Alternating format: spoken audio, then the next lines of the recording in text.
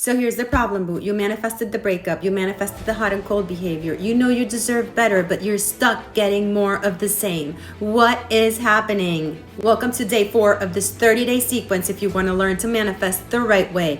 Hit that plus button so you don't miss a single tip. Babe, it happened. It's painful. And you're stuck in that feeling of disappointment, of pain. Of course it's going to hurt.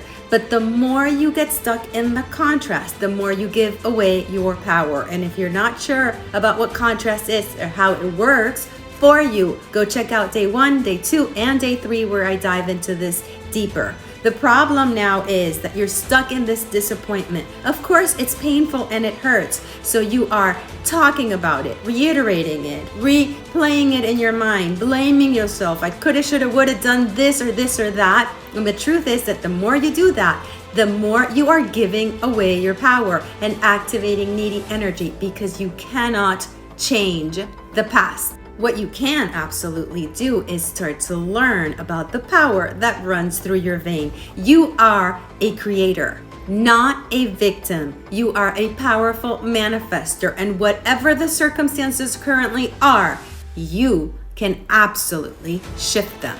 And this is exactly where we start understanding that you have the power to change anything. So what if he's seeing someone else? What if he got engaged? What if he blocked you? What if the psychic said this or that? It doesn't matter, babe.